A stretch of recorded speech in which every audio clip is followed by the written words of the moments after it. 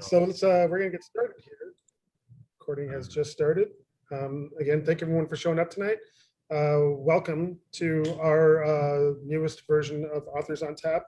I'm Javier Ramirez, and along with Kristen Gilbert, we co-own Exile and Bookville in downtown Chicago in the Fine Arts Building. A couple of notes before we get started. Please keep your cameras on during the event, so this feels less zoomy and more like an audience participation thing, but keep yourselves muted for the duration of the conversation. If you would like to ask a question at around the 45-minute mark, please place it in the chat and Leah will ask those of Brad. If you're feeling adventurous and use that raise hand function, Leah will be happy to call on you when the time comes.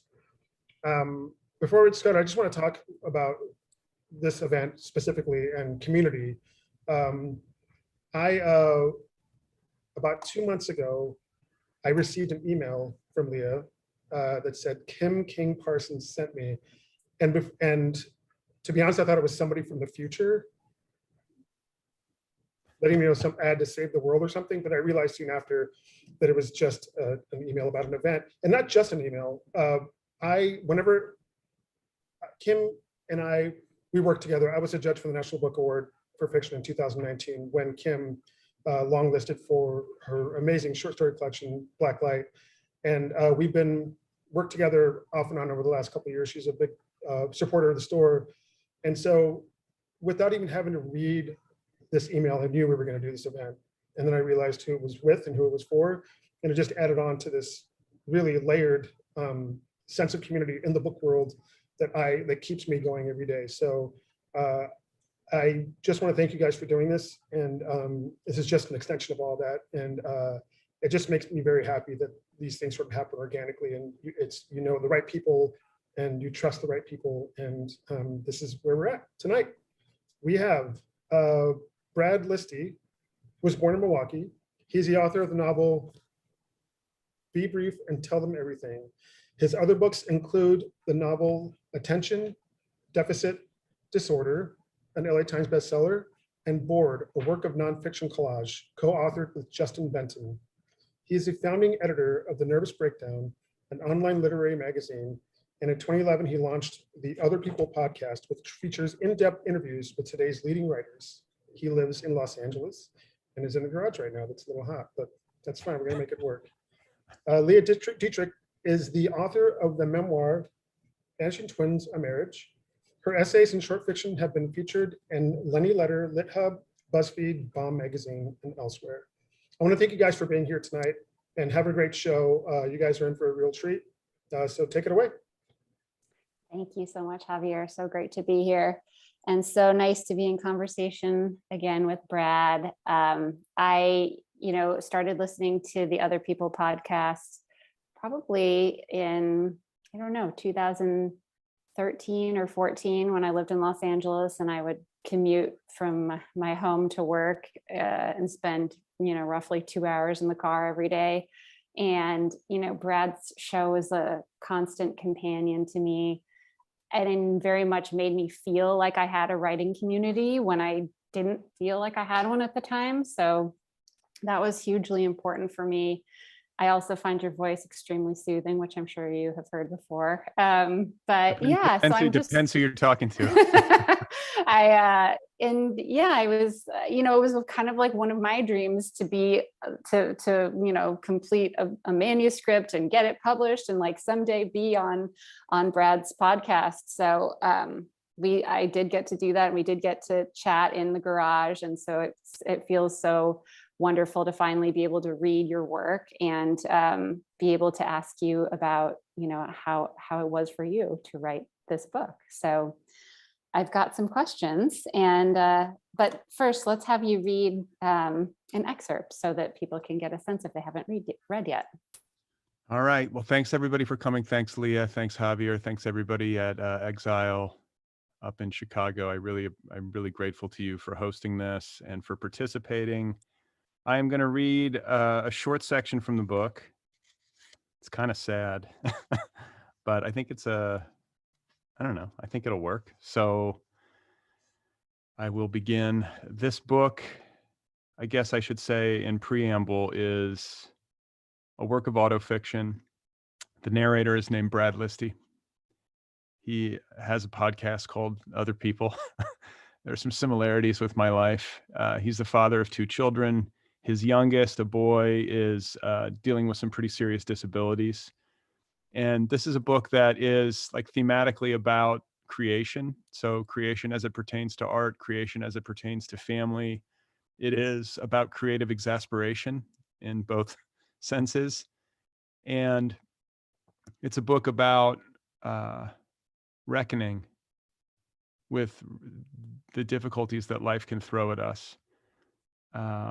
So in the section that I'm going to read, it's about like this section kind of deals with the narrator's family and the disabilities and all that it entails. And it's kind of like I don't know, like a psychological meandering through that territory. So here we go. A story I've been telling myself for a long time is that my identity has been shaped by the tragedies I've been witness to and suffered through. The untimely deaths in particular. There have been too many of those. Accidents, illnesses, suicides, and of course, Oscar's health challenges. The doctors have informed us that there may also be some cognitive difficulties, though they can't say for sure at this juncture. He's partially paralyzed on his left side. Other stories I tell myself. We tried too hard. We didn't listen to nature. We didn't have enough money for IVF. Or maybe we did, but we were too damn stupid and cheap. Your fundamental duty as a parent. Protect your kids. And maybe it was my sperm. Maybe my junk is messed up. Maybe there's something wrong with my dick. Of course, you're going to think about this sort of thing. Most men's sperm are misshapen these days, according to reports. 2 heads, 2 tails, insufficient swimmers, mutations caused by endocrine disruptors, chemical pesticides, plastic containers in the microwave, the memory foam in your college mattress, the entire world ready to poison you. Or maybe it was purely the egg. Maybe the egg was to blame. Maybe it was Franny's machinery and not mine. I guess I prefer to think of it as some combination, which of course it ultimately was. And anyway, we'll never know for sure. And even if we could know, which probably we can, we wouldn't want to know. Because what good would it do, other than lay one of us to waste? The truth is that I could spend the rest of my life litigating the past, retracing steps, replaying events, building little narratives that amount, in the end, to our fate. My conscience has always been prone to some heaviness.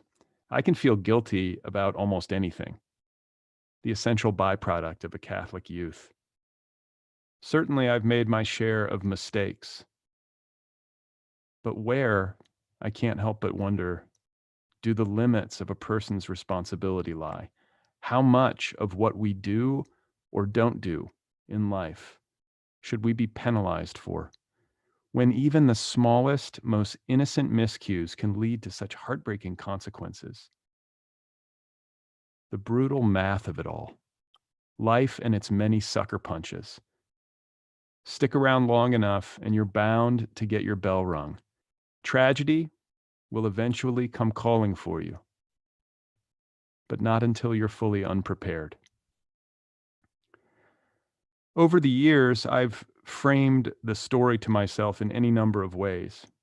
I've told myself that Oscar is the culmination of something, a crescendo that my life had been building toward, that he is a matter of destiny, my destiny, a kind of spiritual test for which I have been chosen, that everything else that happened along the way had been in preparation for it, for this test, this responsibility, this kind of fatherhood, both a pulverizing heartbreak and the honor of a lifetime, the infinite pain of it, the incalculable blessing. Or, in my more severe and self-flagellating moods, I might see it as pure karmic punishment, a tragedy of my own creation, human suffering born of my own greed and foolishness, a harm that I created because I wanted too damn much, because I didn't think things through properly, a harm that I will one day be held accountable for, both by Oscar and by whatever gods might await me at the end of some tunnel of light. We are our choices, I might tell myself, but we're not necessarily in control of them. The complicated issue of free will, which can leave me feeling unmoored. But then we're always unmoored. When are we ever tethered to anything? To be alive is to be in free fall. Never mind appearances. No stable shoreline or ground beneath our feet, though of course we like to pretend otherwise. The job here, I think, is to accept the fall, relinquish all prideful illusions, confront the ambiguity of experience, and do the hard work of turning grief into laughter. Not too long ago, Franny was tucking Oscar in, reading him a picture book called I Broke My Trunk.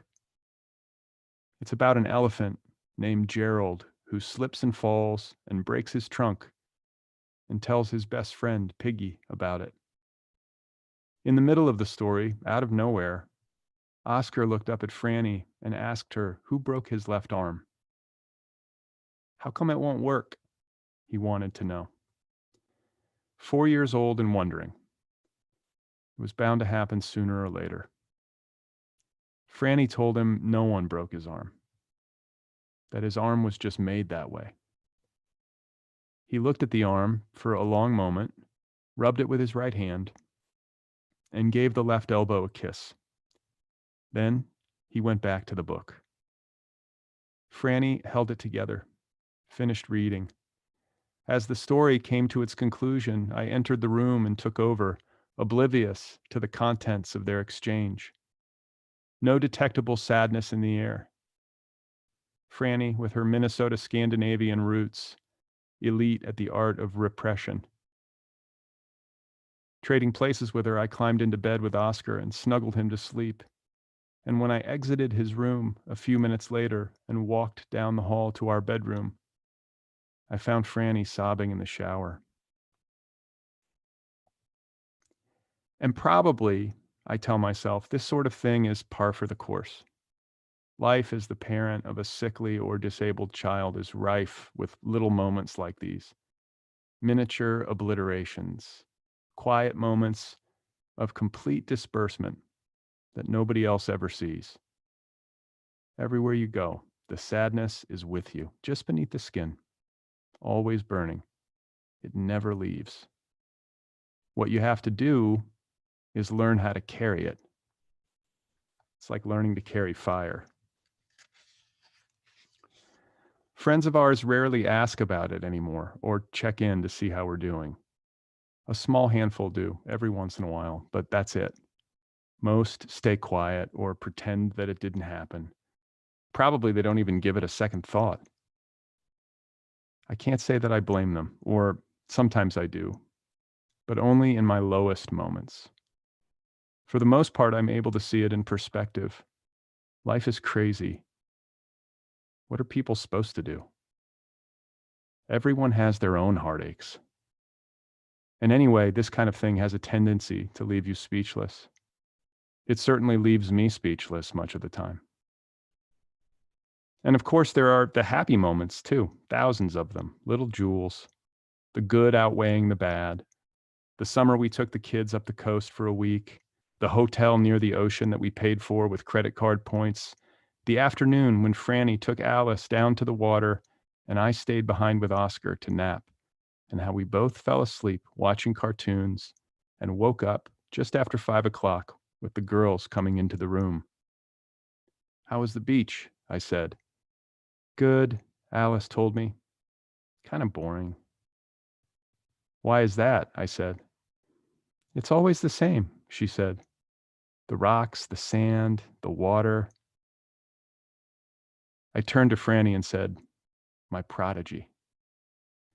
We fed the kids dinner in town that night and afterwards went for some ice cream. Oscar in his braces, just beginning to take some steps. Alice holding his hand, watching the two of them together. That alone. How happy Alice was to have her little brother up on his feet. Oscar, too.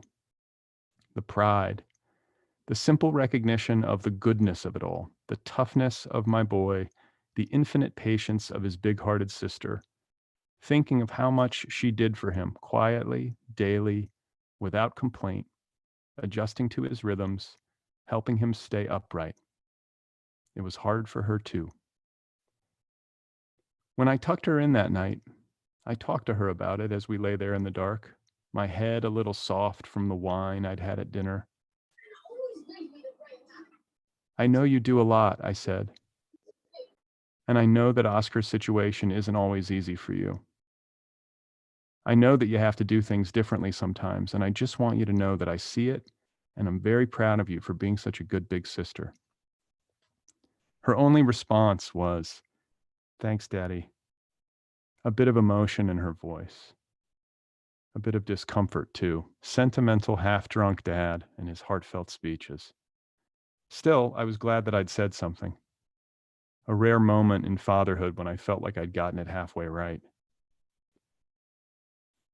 In the year after Oscar's diagnoses, I had a recurring dream in which he would stand up and start to walk, tentatively at first, wobbling, before picking up speed and breaking into a flat-out sprint.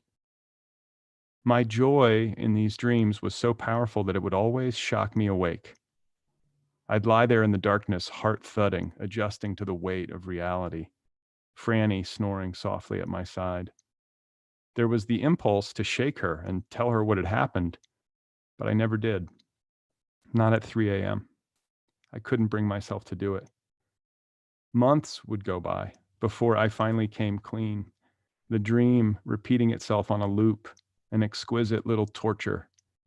And then finally one morning I rolled over at daybreak and shared the news. Franny's eyes went wide. She told me that she had been having the exact same dream. Every fall, there's a jogathon at Alice's elementary school, invariably on the hottest day of the year. A 4-hour slog on a Saturday morning, held to raise money for classroom supplies. One year, while Alice was off jogging with her friends, Franny and I walked Oscar around the track together. Oscar, back then, was in his little walker, moving at a snail's pace, taking frequent water breaks, surrounded by dozens of kids, every single one of them able-bodied, laughing and skipping and running free. The other parents stealing sad-eyed glances at us, sizing Oscar up, assessing his condition, wondering what exactly went wrong. Franny and I with our eyes straight ahead. No choice other than to absorb the moment. Another such moment. And then, in the middle of it all, a little boy, maybe 9 or 10 years old, jogging past us, stopping abruptly and turning around, interrupting the spell of our grief.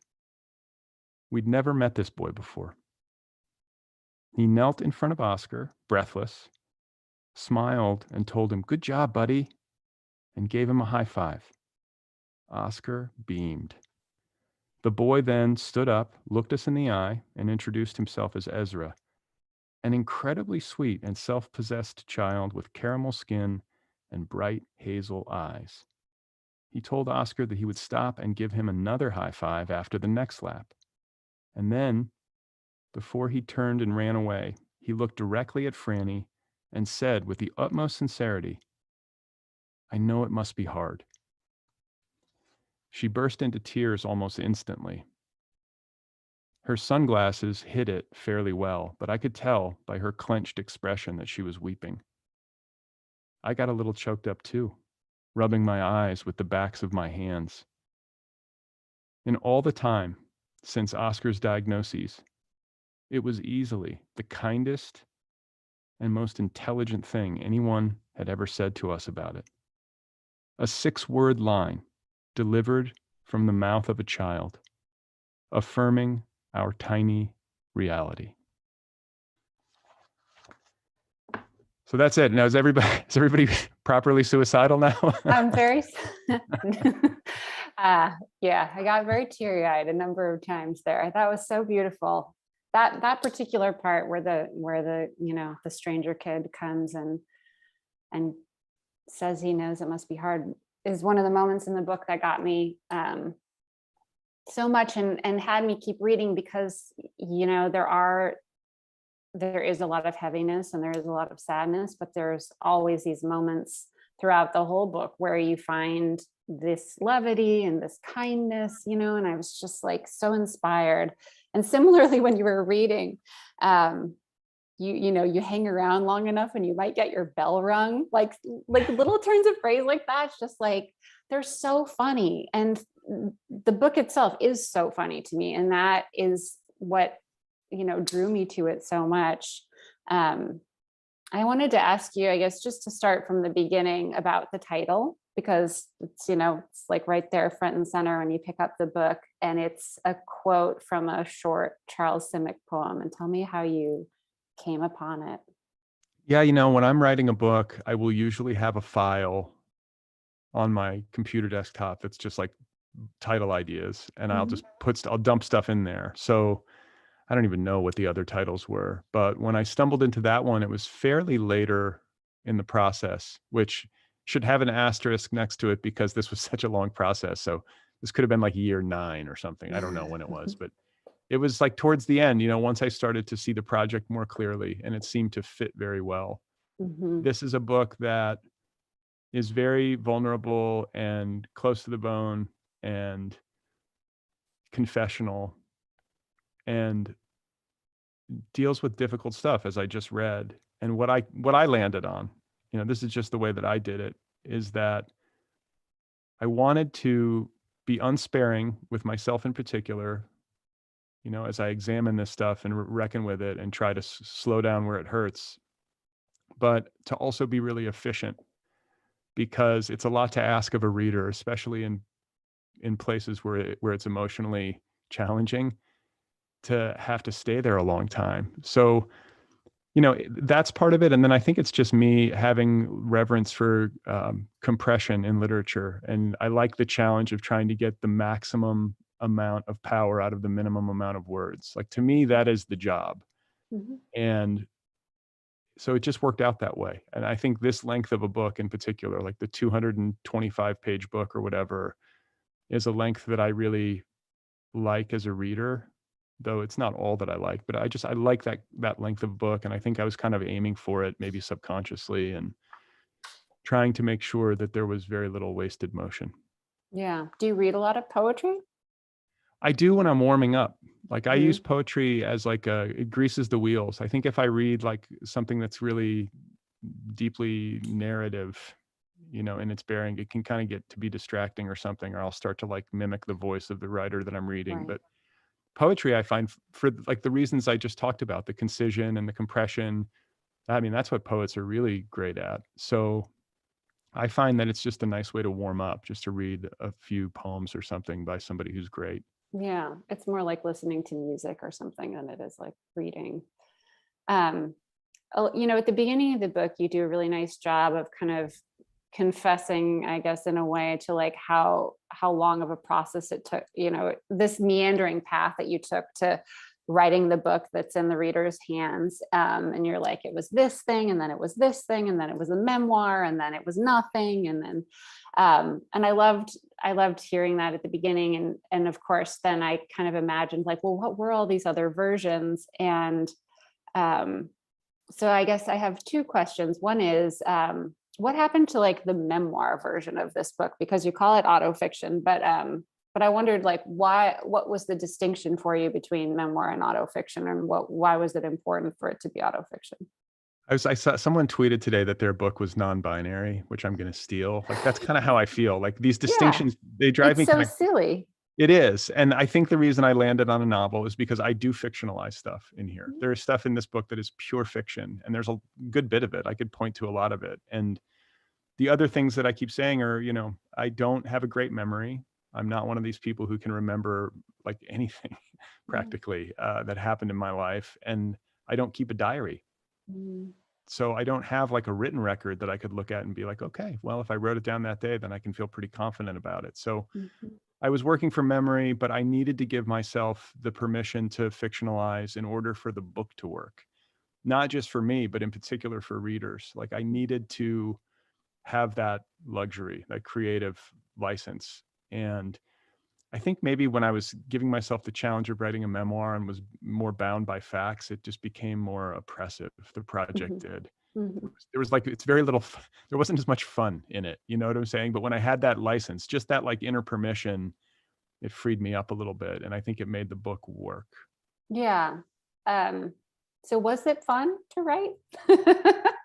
I mean, yeah, I compare it to the passing of a kidney stone as a joke. Like, that's my line. I'm just like, oh, this book was, that's what it was like. And now it's yours, and I Mm. think that in a lot of ways, it was really a struggle. It's very difficult to look at yourself, like to really look at the most difficult parts of your life. I mean, be brief and tell them everything, right? Like, that's what I was trying to do. It was really interrogate myself and to really slow down and take a close and careful look. And it's one thing to do that in like therapy or just privately, but it's another thing to do that in like a public communication with a supposed audience. Mhm. And so that was hard. But the writing of this book that is published, this is essentially the final draft of so many drafts and iterations and just a long kind of quixotic adventure. And this drafting process took about 6 months, and it was the best creative experience of my life because I could feel it coming together. I knew it was coming together. I didn't know if it would be published, but I knew that I would be done. And Mhm. I had never felt like that before with this book. Like, I was satisfied with how I was telling it and what I was saying. And I don't know, I mean, I think after enough time, you intuitively sort of know, like, okay, I'm onto something here. This is clicking into place. Yeah. And it was just a huge relief, just a huge relief. So maybe I'm confusing relief with enjoyment. Yeah. I've heard you talk about like the fact that, you every time you sat down to write, this subject matter was the only thing that you could write about, and that it wouldn't go away. And I guess I just wondered what was the struggle for you? Why didn't you like why was that a problem? Like, why didn't you want to write about it, Because do it you was think? painful, because it was painful and hard. It was really hard, and I didn't know how to do it. I think it's Mhm. always it's kind of awful to be working on a book when you don't know what the book is. That's painful writing. And it's part of it. It's part of it for everybody who writes books. I think you have to go Mhm. through those drafts where you're sort of lost. And then I think that the difficulty is compounded by the fact that the material is just difficult and there's a ton of exposure and like personal vulnerability in the book. So the failure is kind of extra, Mhm. when you're like Mhm. struggling with a book and it's this personal thing, you're like, oh, this is really just like a double whammy. But um, I think that, like you said, I tried to write other versions. I tried really hard to do other things. It would have been delightful to just like write like a funny book. Mhm. I still want to do that at some point, but Mhm. I Well, also this don't is a know. funny book, I will say, even though it Yeah, is also a lot of other things. yeah, I hope so. I want it to be. Uh, but I say that, and I think that I could be wrong because I don't know how to write a book and to sustain the energy over the long haul that a book requires unless I have like a really deep personal investment and sense of urgency. Like, Yeah. I'm not a writer who can just be like, well, this is just I'm spinning a A yarn. romp. Yeah, I wish I could. I'm sort of envious of people who are just I like, this is know. this is fun. I'm creating a grand entertainment. And like, maybe one day I'll get there, but I had to do this. Like, it's just as you said, I sat down I would start to do other things, but there's just like this, it's like the monolith in 2001, it's just like staring at me, and eventually you just sort of surrender to it. And I think the beginning of this book is kind of like a confession of surrender.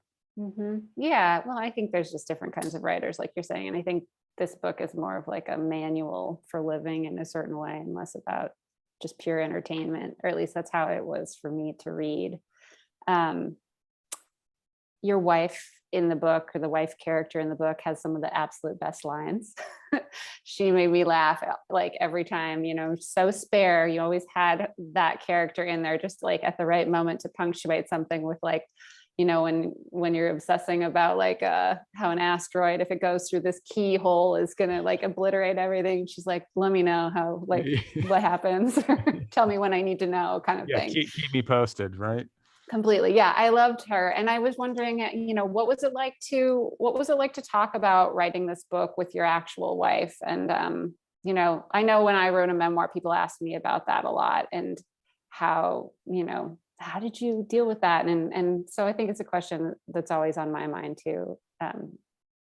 When I know that people are writing about things that are very close to them, and obviously very close to the people in their lives. Yeah, I mean, it's a little dicey. I kept her appraised. Like, we don't have one of these relationships where I'm like sharing pages with her as I go. I just kind of hide away, and I don't really share pages with anybody. It's really kind of close to the vest until it's done. And then I'll give it to my agent. I kind of like want people to read the professional version. I don't like people seeing things mid stride. It's like it's unnerving to me. So, but I would tell her, I'd say, this book, it's going to expose a lot, I'm really kind of getting in there. And she would just be like, okay, oh boy, like kind of roll her eyes. But she's been great, really patient with me over the course of writing this book. And then also kind and understanding of, like, I think why I needed to read it and what I'm up to in it. I think she likes it. Like, I would think she would. I hope feel so. like, I hope so. I tried to make it. Certainly think she's portrayed extremely well. Well, that was important to me. Like, I wanted to make sure, I mean, it's a character, but it's definitely like an homage or something, and my daughter too, like all my, everybody in my family, I wanted to kind of give them some good lines. Yes. And you did, you definitely did. So, but I do want to add that, it's a little tricky to write about people in your life. You're right. Like, what's the Joan Didion line? Like, writers are always selling somebody out. Yeah. But never trust a writer, people are always saying, yeah, but I mean, what am I supposed to do? Like, I have to write. If I'm a writer, this is staring me in the face. I couldn't get out from under it. I had to write my way out, sort of. And this book is about somebody working through his confusion. You call it a manual for life. It's like somebody like grappling for understanding. And I think that there's just a kind of like a plain reality that that you deal with as a writer, and that people who are associated with you have to deal with. Like, this is the work. I'm trying to say things that often go unsaid. I really tried to interrogate places that usually kind of stay in the shadows, and paint like places that people are usually too embarrassed to talk about. And I think too, and this is going to sound a little bit fatalistic, like, I really do lens things. And I think in particular with this book, I lensed the project through, or like, looking at it from the perspective of mortality. Like, we're all going to be dead in the blink of an eye. And like, I'm not trying to be morbid. I'm just trying to be real. And I don't think, if I am operating in good faith and trying to interrogate myself most of all, and explore the stuff of my life on the page, as authentically and truthfully as I can, how could that possibly be a problem in the grand scheme of things? And I think people hopefully understand that. I think they do. The sort of climax of the book is this this experience, that you had when you did mushrooms by yourself, and it's all fiction, that part. and had like this huge, emotional release of all of the sadness that you had been accumulating from the various, losses and experiences that you had had. And I found that section to be really funny and amazing. But it brought up a question that I had from the years of listening to your podcast, where many times I've heard you say that you've never been to therapy. And I always would ask myself, like, why is this guy not going to therapy? He loves to talk and he's very, prone to introspection. And I was like, I'm just glad that I can ask you. I'm like, well, yeah, I'm so curious why that's something that you haven't delved into over the years. Well, that's a great question. In fact, it was funny that you said that you went there, because this is what I was thinking, because there's a meme on social media that's relatively recent where like women are like, some guys, are so like averse to going to therapy that they'll collect like 600 Star Wars toys. And, like they like, it's like this meme, it's like a line. Yeah. So maybe there's something gendered about it. Like maybe men are just resistant to therapy. I went once years ago and it was a bad match. So I didn't have a good experience. I was just like, what was that? And then I think the way that I would explain it to myself is that maybe I like to do things the hard way. I think people who know me would probably like smile a little bit and like nod. Like that's always been my MO. I learned things the hard way and the slow way. And, it can sound a little treacly, but I do think writing books can be therapeutic just because it can help you deepen your understanding, and it forces you to arrest your attention on difficult things and to slow down and to take a good long look. And it also involves a lot of reading, like I did a lot of reading to try to figure stuff out. It's not like I was just sitting at my desk, like thinking this stuff up on my own, books are made of books. Right. So I think writing is part of my way of sorting things out. And I do think it's effective in a manner not dissimilar to talk therapy. I'm not equating them one for one. So if there are any therapists in attendance, I don't mean to suggest that, but I just think that for me, this has been, I think, reasonably effective. And then the other thing is that, like, the other part of it that I've sort of deduced or I can point to as like why I've not needed or wanted therapy is the fact that I have had like a pretty dedicated meditation practice since I was a young man in my early 20s. And I talked about this actually with Lynn Tillman, I'm now recalling, on the show, because she is a devotee of talk therapy, I think. And I was kind of telling her, I was like, yeah, I kind of feel like therapy is like, it's similar to meditation because you're witnessing your thoughts and feelings, but you have a guide and you're talking about them as you go. So it's, it's got differentiating factors. But for me, therapy, like I sit down twice a day and watch what I call it the show. I watch all this stuff. Like I'm very well aware of my patterns and my loops and my depression and my suicidal ideation and my ego and my, paranoia, or what do people think of me? And am I a failure? And like all that stuff. Like I'm well aware of it. Like you sit with that stuff for 23 years, twice a day. And it's, it's sort of dispiriting to think that it would just keep coming, but that's the nature of the human condition. And I think that the writing and the sitting combined probably kept me away from therapy, but I am willing to concede that had I gone to therapy, it might have served as an accelerant and I could have reached insight more quickly. Maybe so. Incidentally, I think that psychedelic experiences offer precisely that benefit at their best. It's not a panacea. It's not going to give you some magical fix or some permanent like ultra shift in your perspective, or at least not in my experience, but it can be an accelerant. Yeah, because that was, what led me to want to ask that question was that in the passage where you're talking about how much you cried during your, your trip, and you said to cry that much, most adults would need some serious assistance and a small, quiet room. I was like, that's therapy. I was like, there's a person and a small, quiet room. But yeah, I was like, that's so interesting. And I've never done any psychedelics, so I haven't had that experience. But and I find it fascinating, and it seems like there is so much potential there. And it's wonderful to read about your experience. And it seems like it really did serve that purpose. I mean, it's seemed huge in terms of getting in touch with like the raw emotions that were wild. troubling you, that clearly, you know, like isn't something that meditation necessarily does, right? I mean, I'm not a big crier. Like I can cry a little bit. I mean, I'm not like I'm not shut off from my feelings. I'm just not a crier, you know. Yeah. I'm kind of a stoic, and it was astonishing, the crying. I had no idea, you know. So I think there's a line in the book during that section where I'm like, well, I'm always and forever blind. Like you think you know yourself. Yeah. And like listen to me even now with this like sense of certainty. But like, Yeah. I mean, it was goofy and wild and pretty unexpected. I did not go into it thinking like, wow, I'll just have a good cry in the garage for 4 hours, you know, Yeah. blindfolded. Yeah.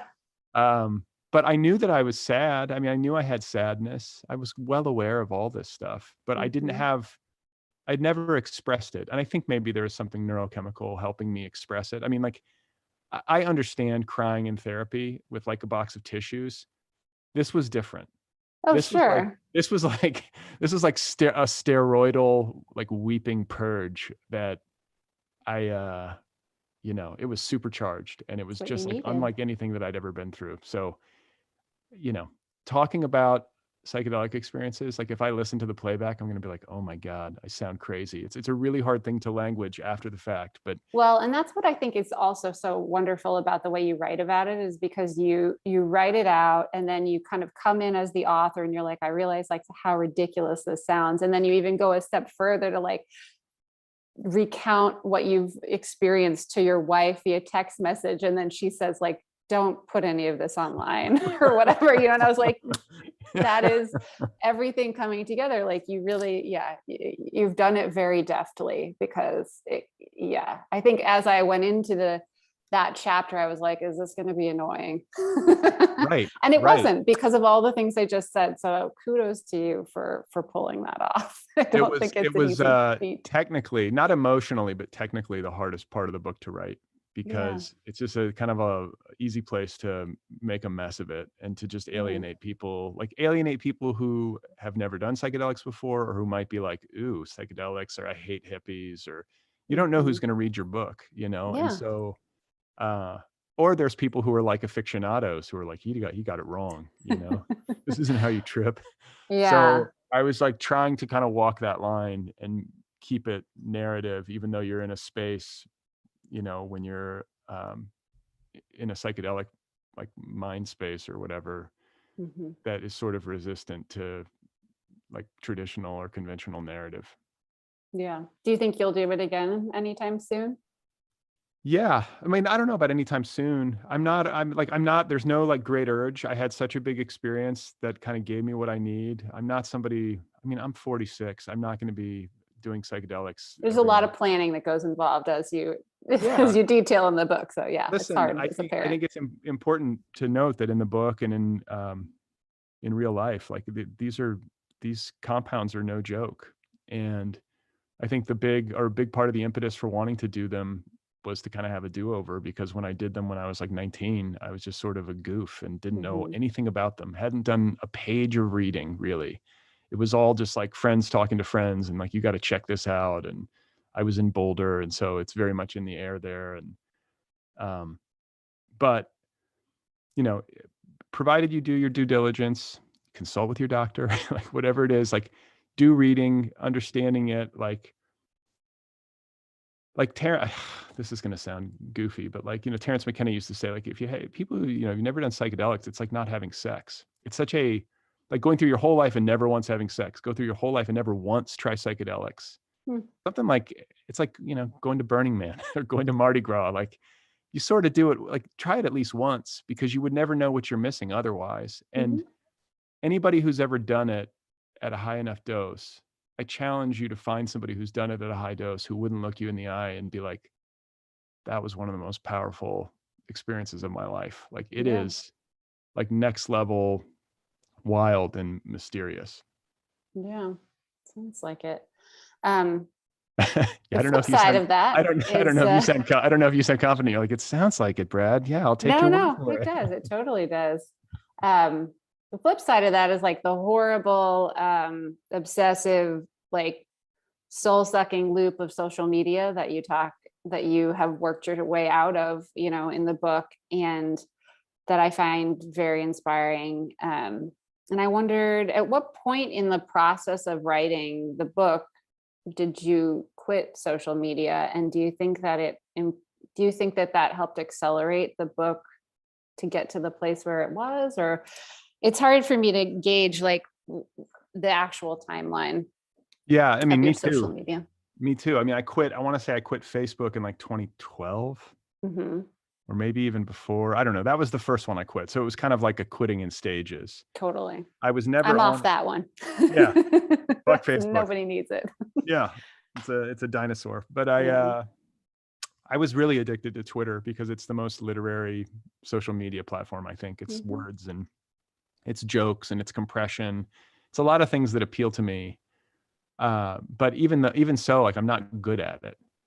Some people are really good at it. They're good at performing themselves online. They never tire. They're sort of in the same headspace all the time, it seems. They have like a voice. It's astonishing to me how they do it. I don't know. I don't have that Mhm. gift. Yeah, So me neither. I think part of it was being frustrated was just sucking at Twitter, you know, and like not maybe being too old or just, I don't know. And I think that I went round and round with it. I would have these conversations with myself, as I think a lot of people do, where it's like, I need to quit this. And then Mhm. I'd have like the next week, I'd be like, whatever, this is good for, you know, jokes and making little word puzzles or whatever it is you can tell yourself. You like kind of tell yourself you're being productive, you know, by tweeting all day. But eventually I read some books about it. Yeah. I thought about it and I was like, you know what? Like, I'm working for these people for free.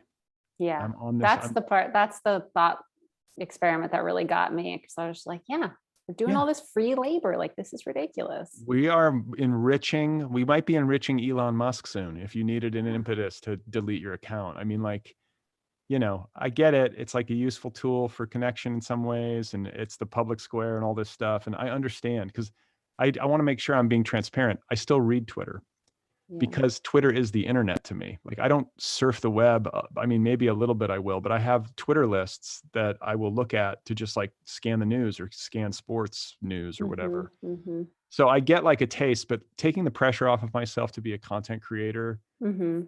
has been a huge change. And this past week, because my book has been launching, I've gone back in and dipped my toe in. And I've just been like, well, you know, I'll say hello. I've got to do so much promotion stuff that like I'll pop in and tweet or whatever. And I got to say, I feel a little bit like of the dopamine high or the sugar high, a little sick to my stomach. Like, Yeah, like it's just, ungrounded. it just feels, I just don't feel, I can feel the kind of the grossness that I remember wanting to get away from. And I envy people who use it and don't have any of that, because I think there are those people. They're just, maybe. I mean, I don't know. I don't believe it, but yeah, Yeah, I think that, yeah. I just don't want to sound too preachy. You know, this is just me. No. Yeah. Do you think though that it had an impact on your writing, like a negative impact? No. Oh, Twitter? Being on social media, like when Yes, when you were addicted to Twitter? Yeah, I mean, because I couldn't concentrate. yeah. I still can't to some degree. You know, like Hmm. this. There's been no psychological or like scientific evaluation of what these platforms have done to us. Yeah. Like, I know I mean, there are probably some underway, but like we all jumped into this and have basically been at it for what, 12, 15 years. And God only knows what it's been doing to our ability to arrest our attention or sustain our attention, Yeah. what it's done to like our moral imaginations, what it has done to a sense of civic unity, what it has done to decorum and like just basic decorum and the way that people communicate with one another, because you're sitting there all day long scrolling through people's unedited thoughts, Yeah. punched into their phones or computers at a distance with less of a sense of consequence for how it might make other people feel. So in a way, it's like everyone's dropped their masks, and it's like, ew, you know, like I kind of liked it when we were all wearing masks. Yep. So I I don't know, agree. I think but it's terrible. I wrote my book after I quit. So if That's there's good. any, That's certainly motivation enough. Last question is, there's a really sweet, and I didn't underline it, so I'm just doing it from memory, but sweet little moment in the book where your daughter asks, I believe, what's the tallest mountain, right? Yeah. What's And the you, smallest mountain in the world? does she never asks what's the tallest and then the smallest, or just like out of the gate, it's just what's the smallest Well, mountain in the yeah, because world? in that section of the book, I'm telling her, the narrator's telling her about a hike that he went on, and she's like, "Well, how big was the mountain?" And Uh-huh. he says, "Well, it was 2,000 feet." She's like, Right. "That's big," and he's like, "It's Right. actually not that big." And she's like, Right. "Well, how tall is the smallest mountain in the world?" It's the best question I've ever heard. Yeah, right. I'm like, "Yeah, what is the smallest mountain in the world?" So Did you kids look do it up that. for her right away? Maybe I might have. I don't remember. I'm sure I did. With kids, you always Google it, if you Yeah. don't know. And Yeah. so I probably did, but I never, what I know I do is I have a notes file in my folder where I write down funny things my kids say because I know I'm going Yeah. to forget. And Yeah. so that came in handy for this book Yeah. because I don't think I could have conjured a better line. Sometimes Yeah. that's just the real genuine thing. And I felt great about putting that in there because you sort of fix it in amber, it's like Hmm. kind of permanent now. Yeah. So you have that moment in the book, which is so charming. And then you return to that image at the end. And it's just like, I think it's the perfect ending. And it felt really satisfying, and emotional to read. And I wanted to know what the experience of writing that ending was like. And did you know that was the ending when you wrote it, I guess? The writing of the ending, I mean, first of all, the psychedelic section of the book gave me the ending of the book because this is a hard book to end. Mm-hmm. Like, where are you going? Like, there's no conventional sort of tied up in a bow ending with something like this. And yet there has to be a sense of resolution for the reader. So I think I recognized maybe in the writing, maybe I might have like subconsciously recognized it in the psychedelic experience, like, oh, this is a catharsis. But I think it was more about like, I just kind of in the weeds working on the book and I wrote that. And I was like, okay, this is where there's a real, like a final, like emotional, like a raw emotional confrontation with the thing. And then the end of the book, the family has to come back together. Mm-hmm. That's what I sort of knew very quickly and intuitively when I got to it. And I wrote it very quickly Yeah. and didn't really change much at all. Like in the edit, it was one of those sections that was like kind of blissful in that way. It just came right out. I knew I had the end, like the pieces, like I was saying earlier, it was one of those like just great writing experiences where I kind of knew where I was going. And it was such a joy to write. Well, it was also a joy to read. So thank you. And thank you so much for doing this. And I want to open it up to anyone who might have some questions. I fear I didn't leave enough time. I was greedy. Yeah, if anyone has a question, I'm happy to answer, but I'm also grateful that everybody was just here. Yeah.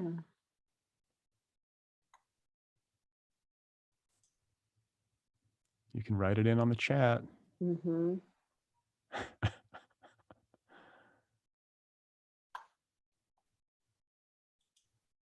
Oh, Maria, let's hear your question. Hey, Brad. So, I was wondering if you could talk a little bit about the point where the book kind of transitioned from being a novel to kind of being autofiction and just kind of, I don't know, just how that happened and what that experience was like. Yeah. Well, hi. I recognize your name from something. I don't know. I feel like I've seen your name a bunch, so it's nice to see your face. Thanks. Uh, I've written into the show a couple of times, I think. So, yeah. oh, okay. Okay.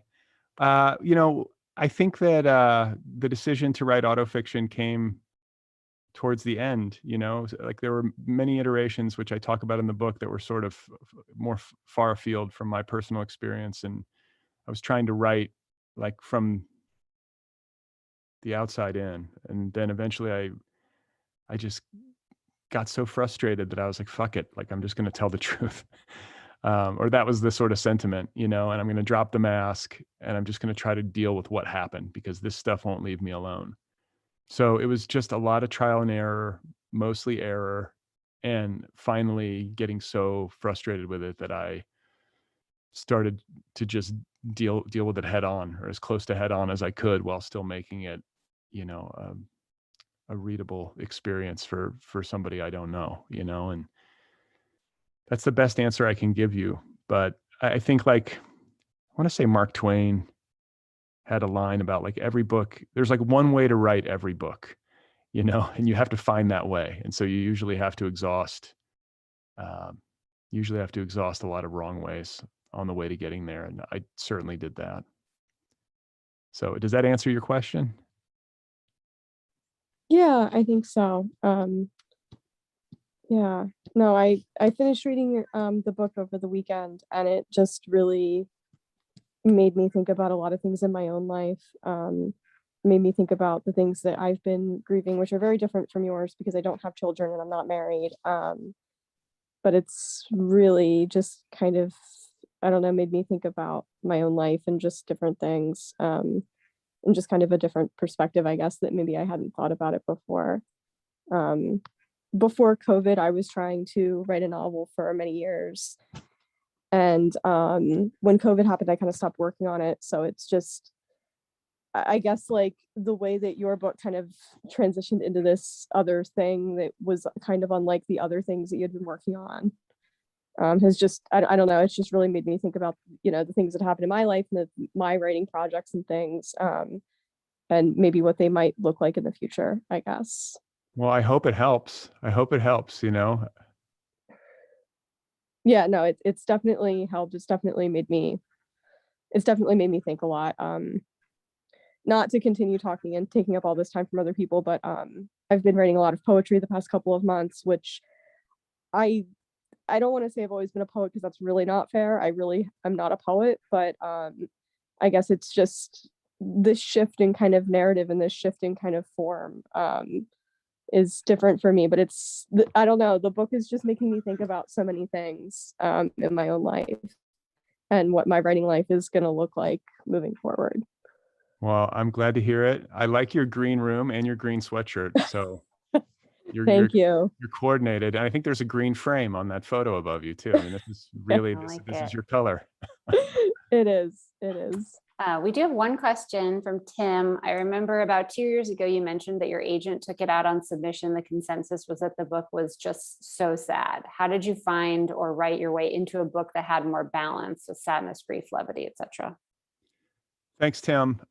This is a good question. And I think it ties back into what I was saying about concision and compression and brevity and wanting to be brief. I think one of the lessons from a big failure, like that was probably the biggest failure because we tried to sell it. Like earlier iterations just never saw the light of day. But that one, I was like, I think this is it. I sort of convinced myself. And I think with the benefit of hindsight, the enthusiasm for my agent, she was doing it because she knew I'd been struggling and she wanted to believe in it too. But I think you can kind of tell when the enthusiasm is authentic.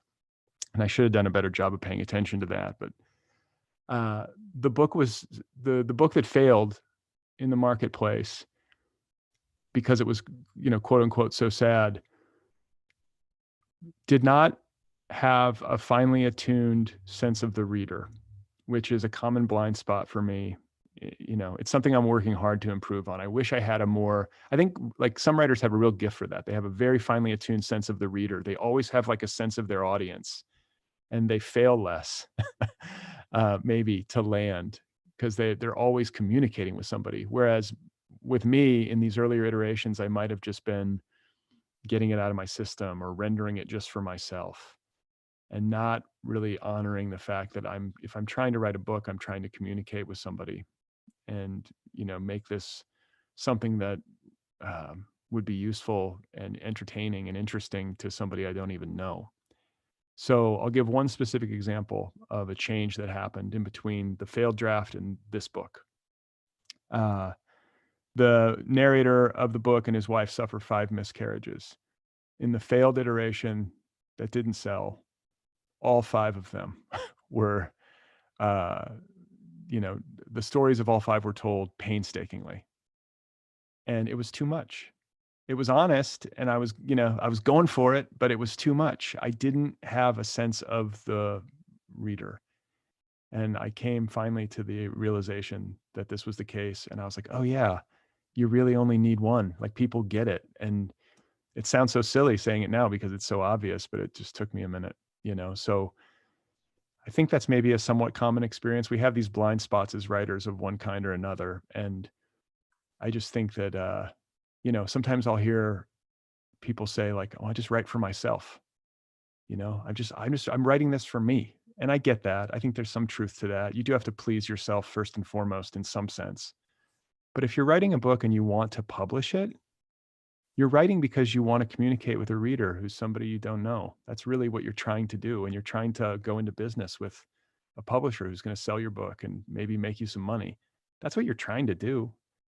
And so, you know, to just have it be too self-focused, that's part of what the epigraph, or one of the epigraphs at the beginning, sort of alludes to, is that, like, you know, when your orientation towards your book is too self-focused, it's going to be a problem, most likely. And if you're writing, you know, the Thomas Merton epigraph, or the quote is like, you know, if you write for God, that's the way to go, because it's going to be, you know, your best work, basically. And, you know, I wasn't intending that dogmatically. I just think the word God for me is just like, if you're taking a big swing and you're writing like selflessly and from your deepest place, you know, then things are probably going to be useful to somebody else. But if you're just sort of, you know, if you're just sort of trying to get it out of your system or entertain yourself, that might be a difficult road.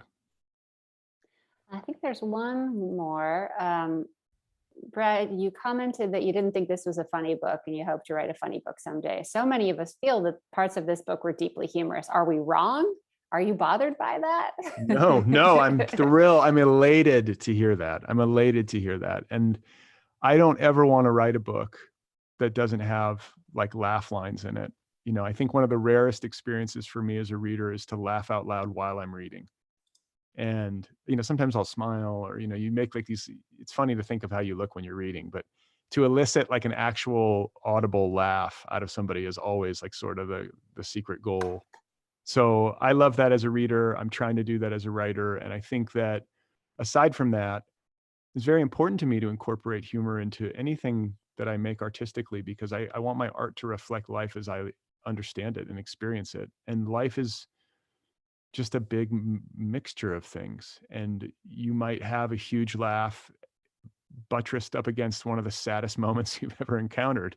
You know, I've spent the night in children's hospital, and you'll have a laugh, and then you'll walk out into the hallway to stretch your legs, and you'll see somebody go by who just had brain surgery and his mother's weeping, or, you know what I'm saying? Like, that's an environment where you're just like, wow, this is really quite a life that we're living, you know? So I just think that it's important for me personally to always try to have the art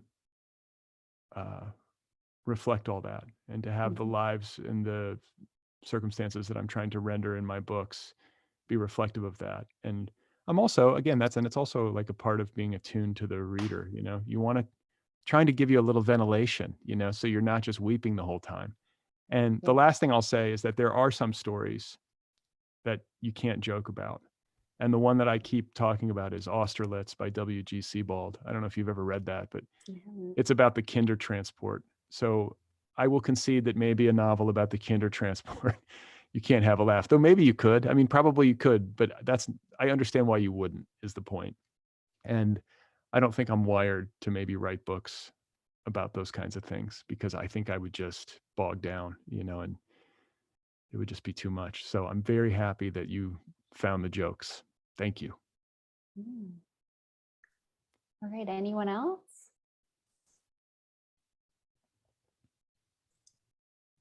And I think I'll just say thank you again for giving me the opportunity to ask you these questions and to get together. Leah, it's such a, I appreciate you taking time out of your day to, you know, read the book and prepare for this, and to ask such thoughtful questions.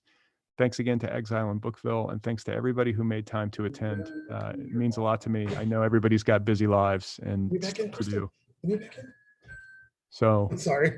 It's all right, thank you, Javier. This was lovely. Yeah, I was just I wanted singing to your catch you praises. guys before. We just got a lot of things going on in the store. No worries. Sorry, finish up. Sorry. No, That was it. That was it. We were saying our thanks. Well, thank you, you too. And for everyone that showed up, you can purchase copies of both of these books in multiple quantities from our website. It was in the chat, and they will come with signed book plates.